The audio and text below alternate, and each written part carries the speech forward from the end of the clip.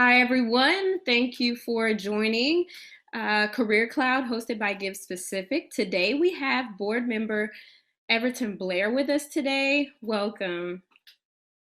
Thanks for having me.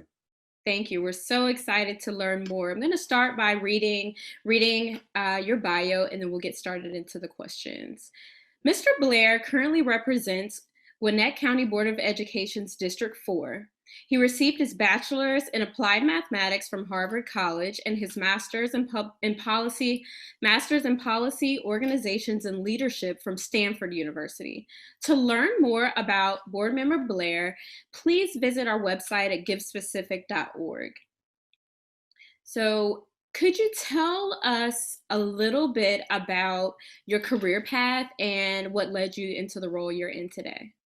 Sure, yeah. I graduated from high school here in Gwinnett County and had a lot of opportunities, a lot of student leadership opportunities, really, to give back and understand what public service looked like and how to just help and support others around me. And so that was what was really important for me to continue in college and then afterward as well.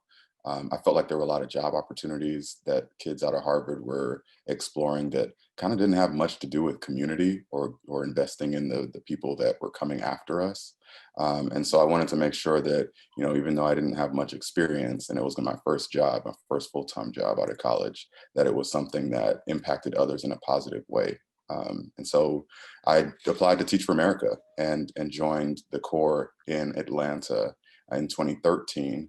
Was I studied math in college, and so I taught high school math as a first-year teacher at KIPP Atlanta Collegiate High School, and everything from there was just building off of the experience I had in the classroom, seeing the challenges that teachers were dealing with, the challenges that our students were coming into the classroom with, and like feeling like it shouldn't be that way.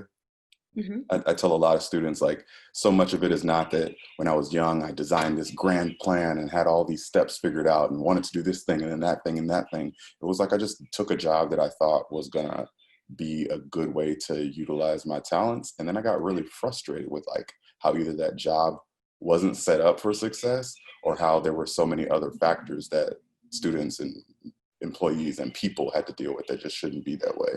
And so that's kind of what's led to everything else that I chose to do, from policy work to, being an elected leader myself and just trying to make sure that we have a better future for our students and for the generations behind us.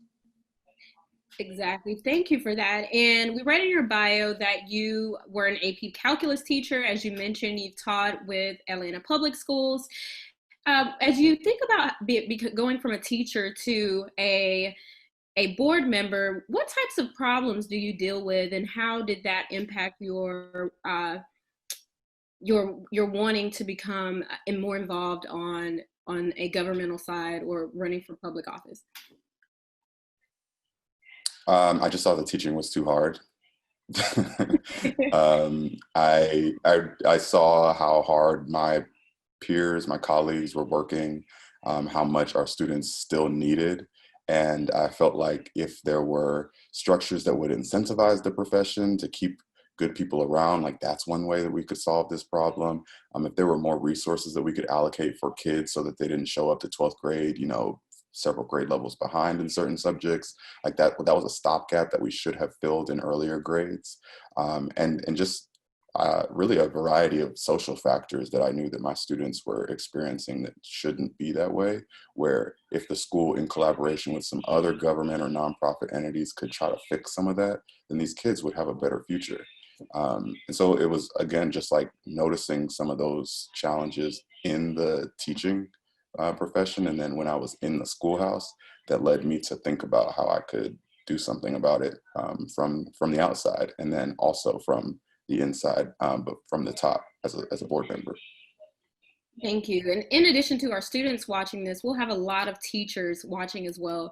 So I wanted to ask a question about your profession now as well. What about your profession speaks to you the most? So my full-time job or as a board member? Whichever one you choose to answer for this one. So I recently took a new role at a civic organization that prepares first generation Americans to run for office, win, and be supported in their elected offices. I'm really excited about that work because I too identify as a first-generation American, and some of the most exciting things that we're doing are just listening to our elected officials who have now taken up arms in different state legislatures or in city councils or on school boards themselves. And so we are building out an advocacy campaign to support those leaders and to help them pass policy in their localities so that they can, advance their work and help build a better future for all of us. And I think that's such important work when you talk about civics, whether you're first generation or even if your family's been here a few generations. It's something that is often neglected in our communities to understand the importance to continue to advance or participate in public office. So I guess the next question I would like to ask is, what advice would you give a college student about to enter the real world? Mm. Do something that's going to make you excited to do it the next day. And don't think that you have to have it all figured out or that you have to kind of check certain boxes. I know that for me, I made the decision actually after many years after I graduated from college to move back home to my parents' house, which for a lot of my friends was seen as some big step backwards because you're supposed to be grown and independent and able to do everything on your own. But it was actually a really smart decision because I was working a remote job. I was running for office here, and I was not in a position to buy, and I didn't need all that space that we have in these suburban single-family homes. And so I was making decisions then that just made sense for me and what I was able to do at that moment. And then when a lot of my friends were getting the six-figure big bucks jobs in New York, I chose to take a teacher's salary in Atlanta. Interestingly, I was able to pay all my bills and still have spending money and still be able to kind of live a young person's fun life. But if at the time you had spoken to me about what other people would have expected me to do with my career, there would have been a pressure to go be a lawyer or a doctor or to go straight to grad school or go to New York and do consulting or banking so you could immediately make a whole bunch of money. And that just wasn't exciting to me. It wasn't work that I was going to be ready on and willing to commit a whole bunch of time to and be enthusiastic about day after day. And so to students, I just say, listen, there's a huge world out there. We've got a lot of time ahead of ourselves. There is no reason to stress yourselves out early in a job that you actually don't care about. Instead, when there's so much important work, you can find something that you're actually passionate about and do that thing. Such great advice. Thank you for that. Thank you for that. It reminds me of, I stayed at home after college with my parents as well, and those savings really paid off, once we needed them. So we talked a little bit about your role in, I guess, working within civics. What do you enjoy most about the work that you do as a board member? Getting to hear and listen to my constituents. When I ran, I was actually surprised that the first school board meeting I went to right before I declared my candidacy, there was not a single mention of teaching and learning throughout the entire board meeting. And there was no student voice and there was no teacher voice.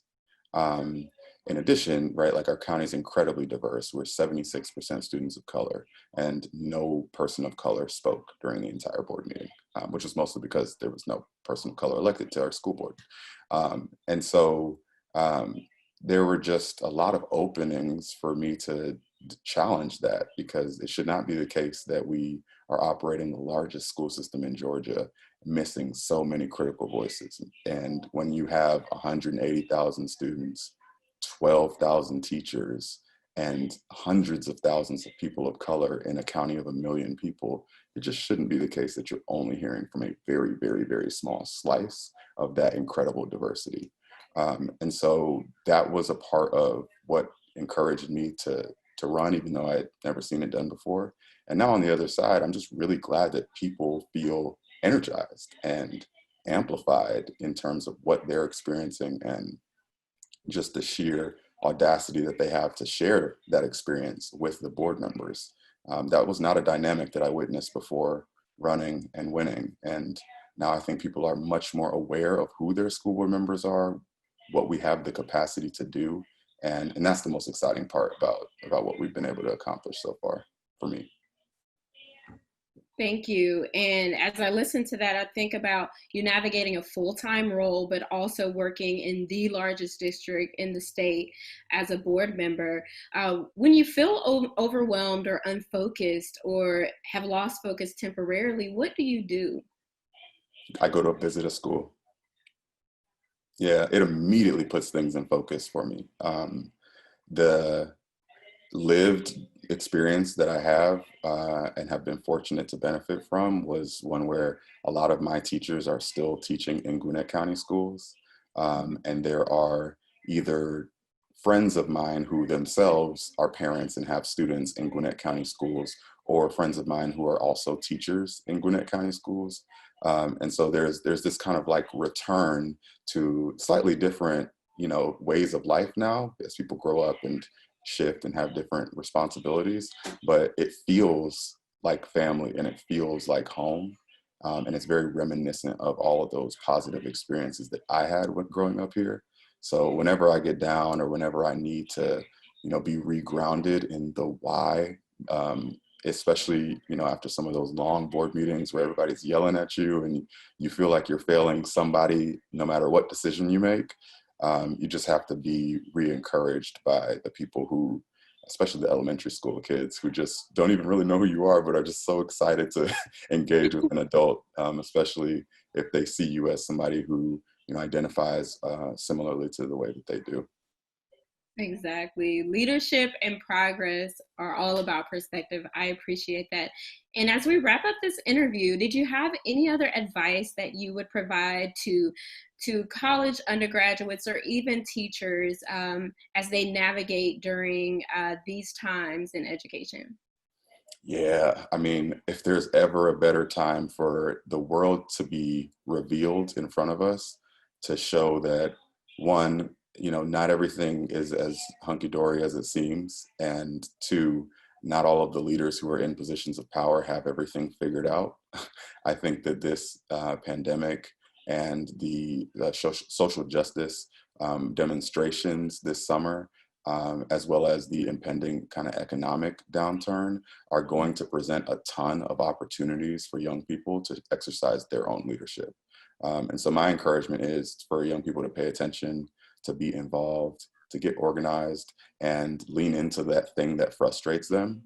If you turn on the news and something is upsetting you because you don't think it should be that way, how can we work together to get that way?